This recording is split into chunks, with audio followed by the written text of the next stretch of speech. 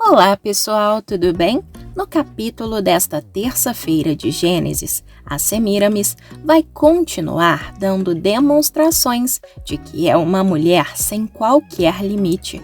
A Semíramis será capaz de usar o próprio filho para ter destaque e soberania na sociedade, ainda que isso contrarie completamente os caminhos do Criador. Ela demonstrará não somente que é cruel, depois de fazer de tudo para separar o Nimrod da Liba, a mulher que ele ama, mas também será capaz de afrontar a Deus, inventando uma mentira profana que mudará a história por completo, fazendo com que sua falsidade permaneça até os dias de hoje. E no vídeo de hoje também veremos a Semíramis recebendo a ajuda do Lúcifer e conseguindo levar uma nação à catástrofe. Você quer saber de todos esses detalhes? Então continue assistindo o vídeo. Pessoal, eu peço por gentileza que, se possível, se você gostaria de receber todos os acontecimentos e resumos da novela Gênesis, clica no botãozinho de gostei aqui embaixo no like e também inscreva-se, porque só assim o YouTube vai te avisar sempre que sair um vídeo novo aqui no meu canal. A propósito, você acha que essa fase da novela está sendo bastante pesada? Acha que a novela tem retratado bem a perversidade dos homens? E também me diz se você gostaria que a Semíramis fosse punida por sua atitude de querer tomar o filho como marido, que eu quero saber, beleza? Bom, feito isso, então vamos continuar com o resumo. A Semíramis, por cobiçar muito o poder e querer ocupar o lugar que considera seu por direito, assim como de seu descendente Nimrod, será responsável por espalhar uma cultura pagã que se estende até os dias de hoje. Vale destacar que o paganismo, palavra que tem origem no latim paganos, era a religião daqueles que moravam nos campos, ou seja, uma doutrina de devoção aos elementos da natureza. A termologia pagão é utilizada para caracterizar as pessoas que não seguem os conceitos das religiões tradicionais. No cristianismo, todos aqueles que não são batizados são definidos como pagãos. Em outras religiões, é ligado ao ateísmo, vertente que não acredita na presença de deuses. Os seguidores do paganismo normalmente são politeístas, que cultuam vários deuses, porém, somente um é escolhido para ser a divindade suprema. Apesar das correntes de neopaganismo, certas propriedades da religião foram preservadas. Uma briga com o filho Nimrod jogará a Semíramis nos braços de Lúcifer. A aliança resultará na tomada de poder e ela passará a ser vista como uma verdadeira deusa.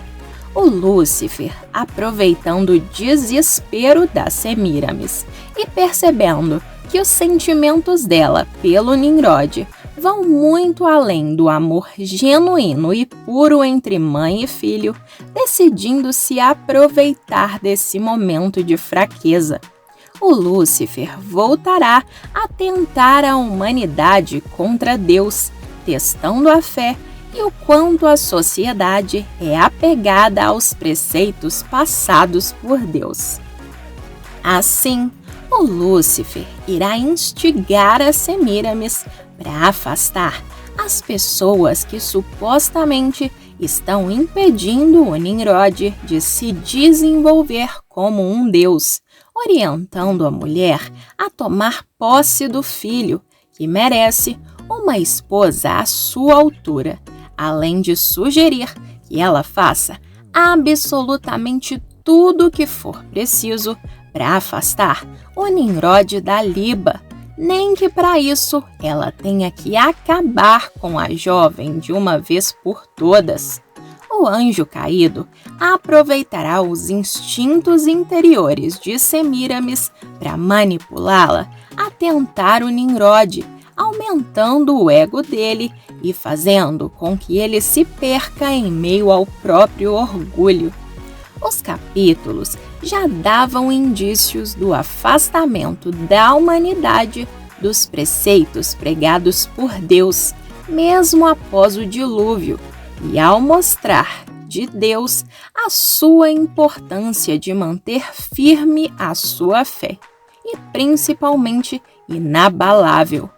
Os telespectadores viram o afastamento da sociedade de Deus quando Cã decidiu se afastar de Noé e romper relações com o pai, mesmo depois de ter sobrevivido ao dilúvio e ter visto toda a sociedade ser dizimada.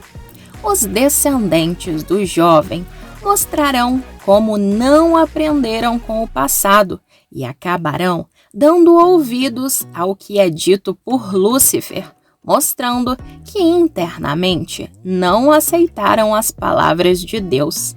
Depois de ter agido através de Eva e Adão, Zeno e o povo de Enoque, Lúcifer acabará tentando Semíramis, que aparece apenas em notas de rodapé da Bíblia, como uma liberdade poética para construir a história de acordo com o que acreditam. O Lúcifer aproveitará as inseguranças da matriarca da família e a ânsia do Nimrod de ser acalmado para lhes levar para o abismo e fazer com que eles sejam a peça principal para que o povo se volte contra Deus. Tentado e influenciável, o Nimrod acabará se voltando contra o seu mentor Gomer e contra a sua amada Liba, para se voltar contra Deus, mesmo que os dois sirvam como uma consciência para os protagonistas. Enquanto o tempo passa, para que o desenrolar da trama continue, a produção da novela não economizará em computação gráfica para retratar a torre em toda a sua grandiosidade. A construção reproduzida no Casablanca Studios, no Rio de Janeiro, ganhará andares a cada capítulo até chegar aos 15 pavimentos antes do grande finale. Quando a torre estiver com sua construção a todo vapor, parte dela irá desabar e o Lúcifer aproveitará a oportunidade para instigar a população, dando a entender que a Semíramis é uma deusa e que o motivo do desabamento se deu pelo sofrimento e fúria da mulher.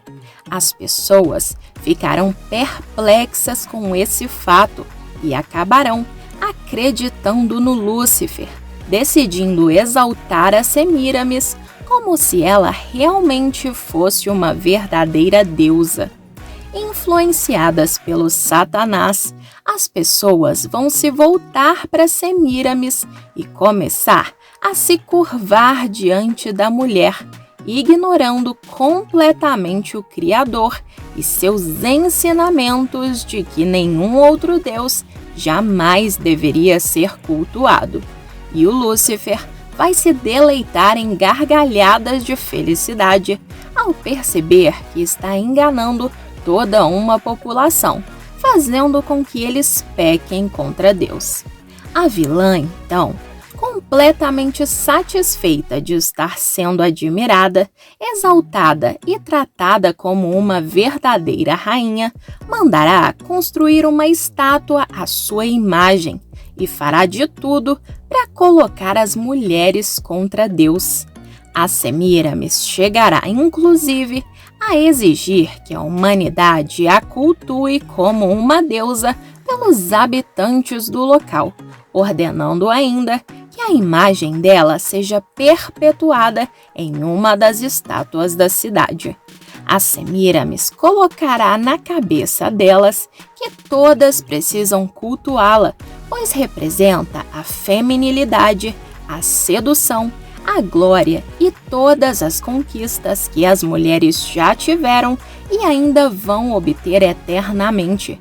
Ela basicamente se tornará uma versão feminina do Lúcifer, fazendo exatamente os mesmos discursos enganosos de manipulação que o anjo caído, para que as pessoas pequem cada vez mais e se afastem do verdadeiro Deus.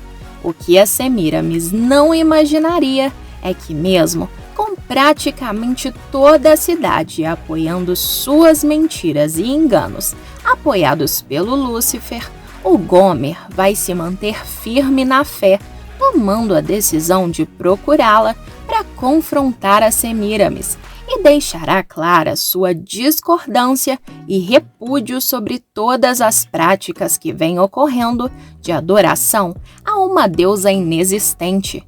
O Gomer vai alertar a mulher de que a fúria de Deus poderá recair sobre ela e também sobre o Nimrod, que é seu descendente. Porém, de nada vai adiantar, porque agora a Semíramis já se sentirá poderosa o suficiente para não ter que se submeter às ordens do Criador, acreditando que agora ela tem seus próprios seguidores e pode agir exatamente da maneira que bem entender.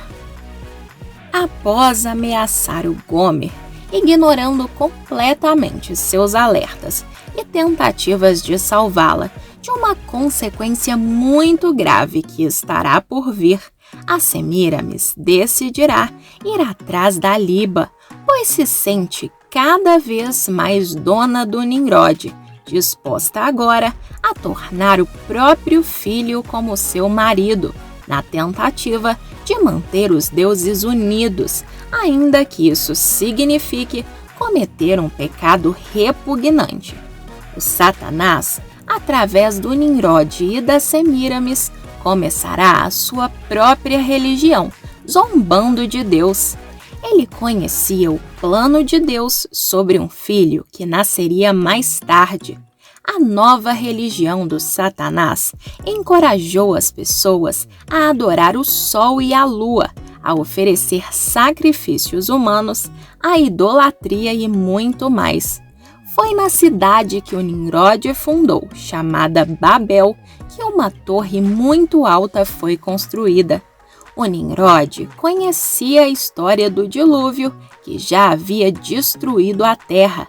Ele pensou que se pudesse construir uma torre alta o suficiente, nem mesmo Deus poderia acabar com ele. Claro, Nimrod não conhecia a promessa de Deus de que ele nunca mais iria destruir a terra com um dilúvio. Você se lembra do sinal dessa promessa? O arco-íris era o sinal. Durante a época da construção da Torre de Babel, todas as pessoas em toda a terra falavam a mesma língua. Logo após o dilúvio, o povo mais uma vez se tornou tão mau como antes. Deus precisava pôr um freio neste progresso que torna os homens cada vez mais ímpios.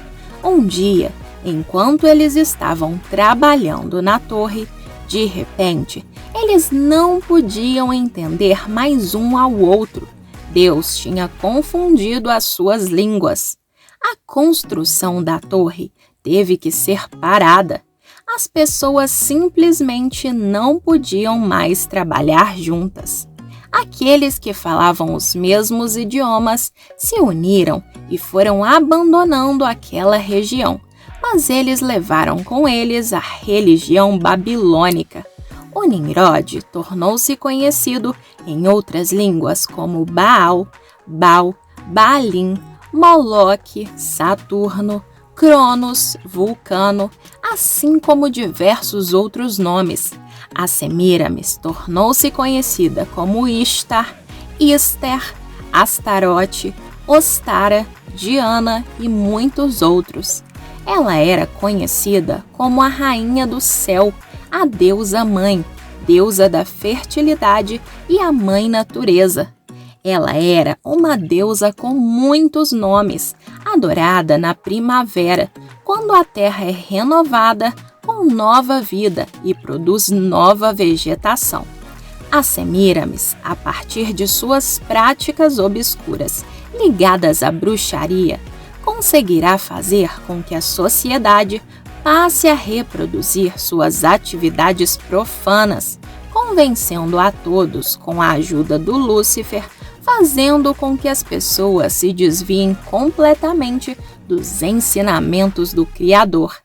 Vale lembrar que até os dias atuais existem pessoas que ainda praticam os ensinamentos pagãos inseridos pela Semíramis, com diversas práticas de adoração de Deus distintos, dentre eles a natureza. Podemos citar como exemplo a Wicca, que é uma religião pagã que se dedica ao conhecimento da espiritualidade a partir da natureza e da psique humana. Nessa religião, as pessoas adoram suas divindades, o deus cornífero ou deus de chifres, representado pelo sol e pelos animais, e a deusa representada pela lua e pela terra. Assim, percebemos a exata representação do Nimrod como sendo o deus de chifres representado pelo sol e a deusa Semíramis representada pela lua.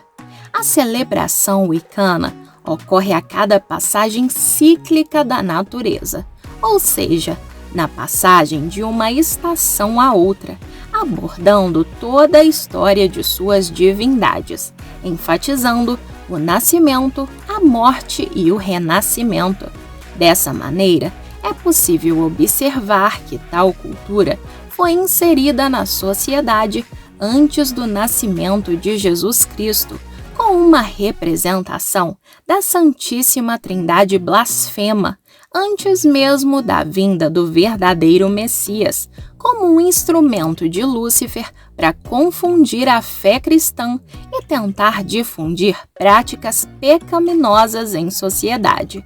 Tanto é que foi estabelecida uma data comemorativa do nascimento de uma criança profana do ventre da Semíramis, que foi gerada a partir de uma prática pecaminosa de adultério e celebrada na data de 25 de dezembro, mesmo inexistindo relatos da data correta do nascimento de Cristo.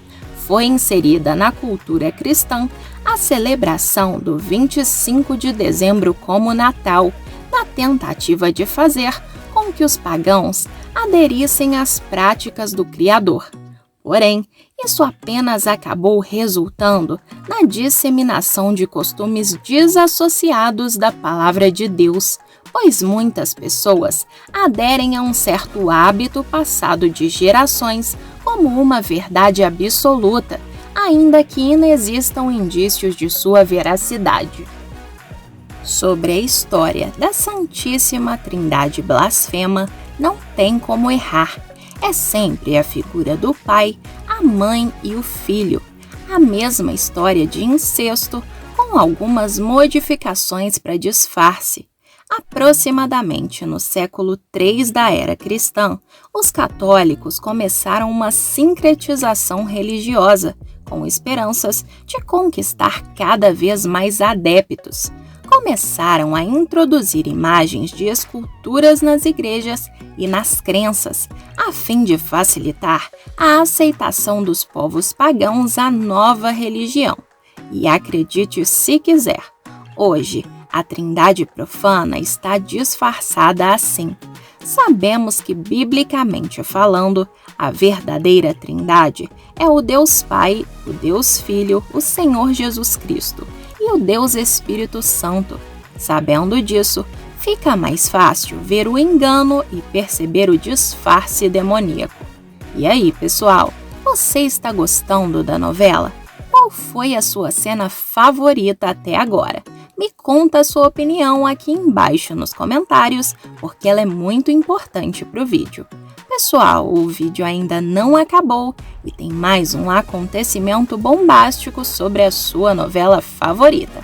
Basta clicar no joinha aqui embaixo e também clicar nesse vídeo que está aparecendo aí na sua tela. Estou te esperando!